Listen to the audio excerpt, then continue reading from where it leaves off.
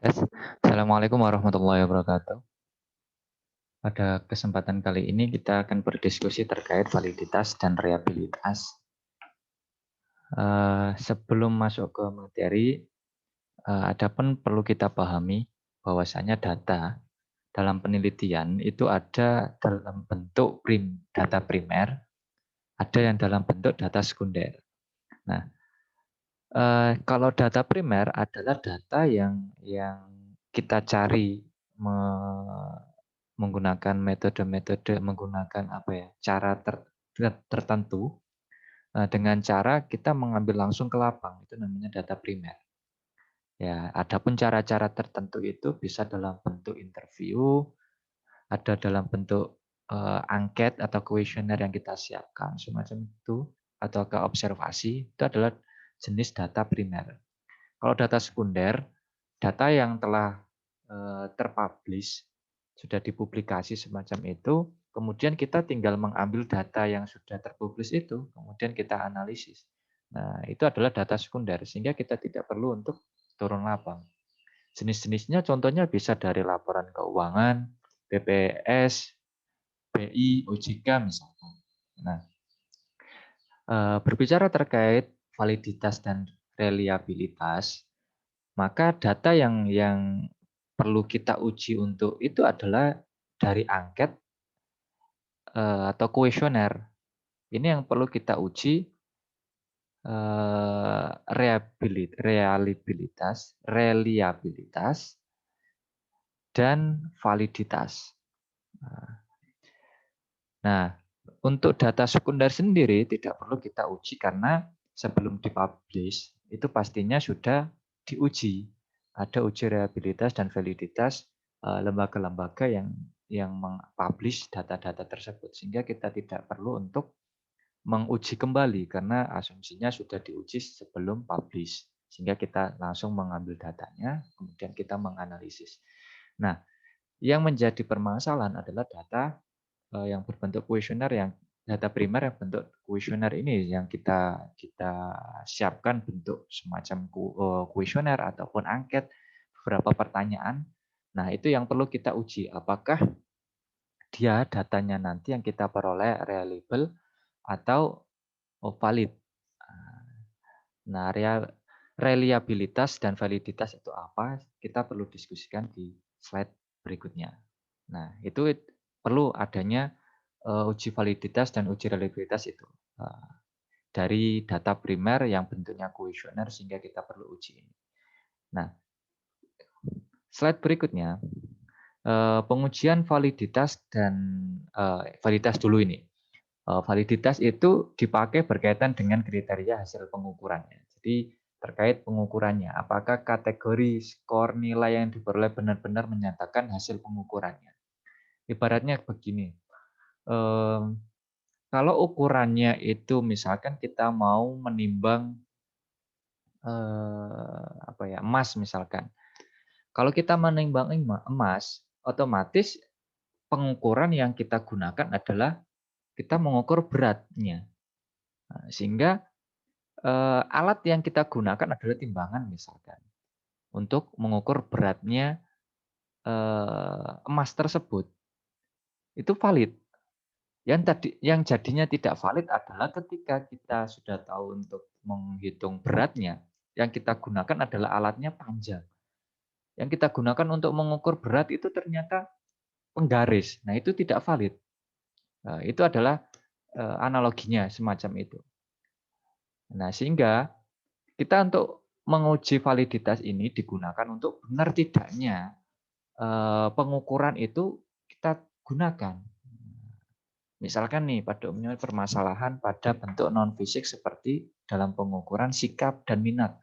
Sudah benarkah sikap minat kita menggunakan alat ukur apa? Sudah cocokkah? Nah, semacam itu adalah validitas.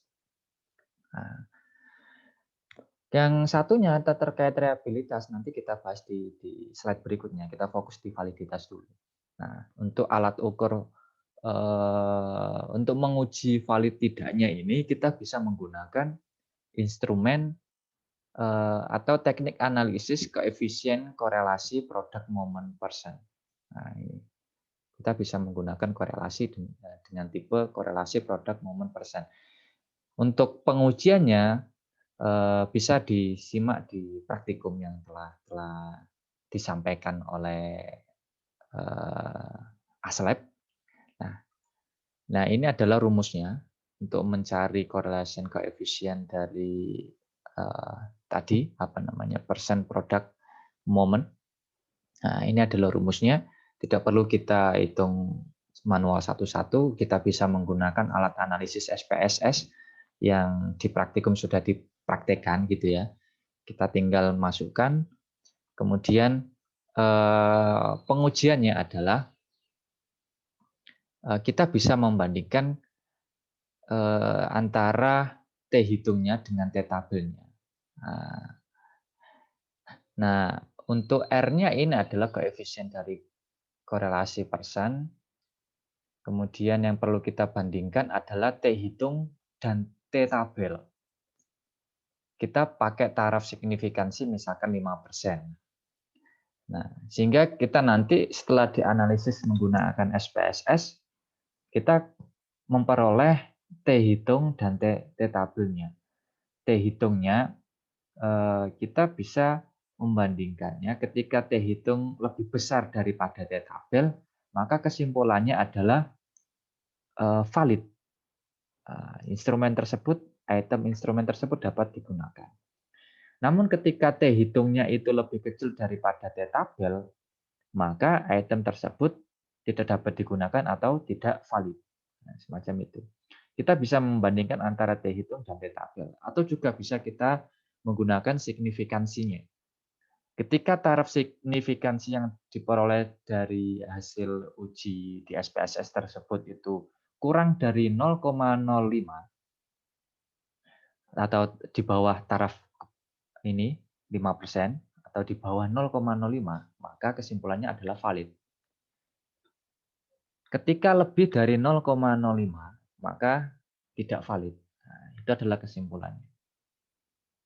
Bisa dipahami ya. Nah, berikutnya ini adalah pengujian untuk reliabilitas instrumen. Nah, reliabilitas itu adalah suatu pernyataan konsisten atau tidak stabilnya dari waktu ke waktu. Nah, jika seseorang telah menjawab iya di dalam satu indikator pertanyaan gitu ya, iya atau tidak suka gitu ya. Misalkan ini contohnya tidak suka terhadap perilaku korupsi pada pejabat. Ada pertanyaan-pertanyaan berikutnya.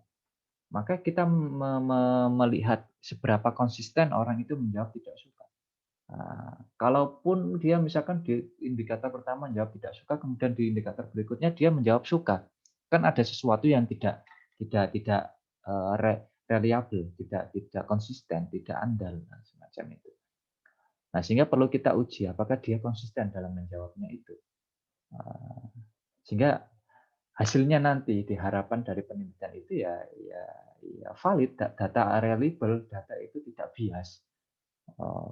Habis jawab iya kok tiba-tiba di bawahnya dia berubah pikiran dan jawab tidak. Nah, semacam itu. Itu adalah reliabilitas. Nah, untuk mengujinya kita bisa menggunakan Cochrane Alpha. Nah, ini adalah rumusnya. Kita bisa menggunakan SPSS saat di praktikum itu bisa teman-teman praktekkan. Daerah penolakannya adalah jika Cochrane-nya itu lebih dari 0,7 maka HA0-nya ditolak. H0 ditolak.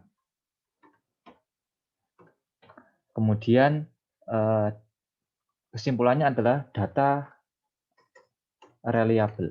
Nah, jika Cochrane-nya itu kurang atau sama dengan 0,7, maka HA0-nya diterima. Berarti data tidak reliable. Ada yang menurut sumber referensi itu lebih dari 0,7 itu dikatakan reliable.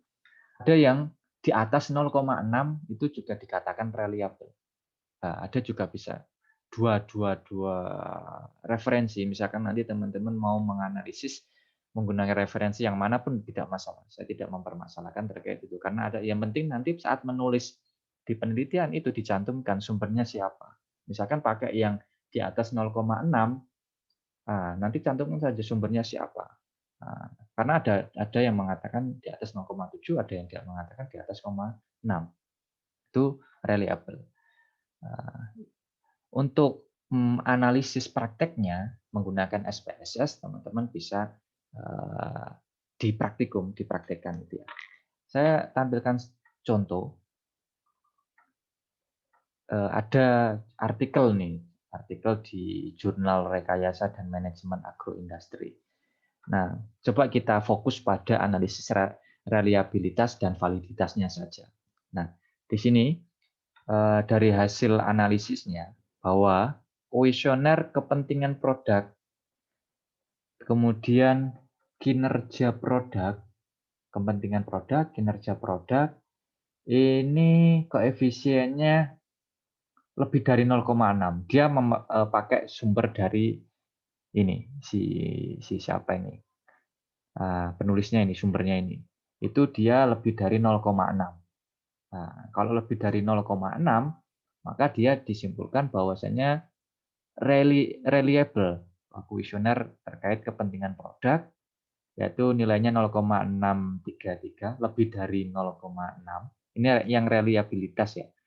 Kemudian kinerja produk juga nilainya lebih dari 0,6, yaitu 0,733, sehingga dikatakan tiap item pertanyaan pada kuesioner reliable karena memiliki koefisien alfa lebih dari 0,6. Nah, kemudian coba kita amati yang validitas. Oh ya, ini sama juga kepentingan pelayanan, kemudian kinerja produknya ini juga lebih dari 0,6, artinya dia reliable kuesioner tentang yang di penelitian ini. Kemudian validitas kuesioner, dia coba kita lihat membandingkan antara R tabel dan R hitung. R tabelnya dia pakai 0,1, alfanya dia pakai 10%. Nah, sehingga dia membandingkan antara R tabel dan R hitungnya sebesar ini, sehingga ternyata dia lebih besar dari ini nilai R apa namanya ini? R tabelnya sekian. Nah, kemudian yang satunya sebentar saya bacanya. R tabelnya 0, nah, akhirnya dia valid. Hal ini dikarenakan kuesioner pernyataan terdapat pada kuesioner ini valid. Nah, ini dia menggunakan R tabelnya 0,1, yang satunya 0,05%. Dalam bidang agribisnis masih bisa ditoleransi sampai 10% untuk taraf kesalahannya. Taraf kepercayaannya adalah setidaknya 90%, atau kalau lebih bagusnya lagi ya 95%, atau taraf kesalahannya 0,05% atau 5% saja. Coba kita amati artikel berikutnya. Ada contoh artikel lagi. Dia sama ini, sama-sama di Jurnal Rekayasa, beda penulis. Ya sama ini, dia pakai 0,6 koefisien alfanya. Yang ini dia tidak ditulis ya berapa R tabelnya, R hitungnya. Nah, ini sebesar ini dibandingkan dengan R tabelnya berapa, 0, berapa gitu ya. Dia tidak menuliskannya ini. Ini R hitungnya sekian, pastinya dia kalau valid ini berarti R tabelnya itu kurang dari 0,361, 0, berapa gitu, 0,2 berapa sekian gitu. Nah, sehingga dikatakan bahwa R hitungnya itu lebih besar daripada R tabelnya, sehingga dikatakan dia valid di sini. Nah, intinya seperti itu. Demikian contoh-contoh artikel yang saya contohkan. Saya akhiri untuk materi validitas dan reliabilitas. Jadi ini digunakan untuk menguji kuesioner kita itu pengukurannya sudah sesuai atau tidak, sudah valid atau reliable dan reliabilitasnya.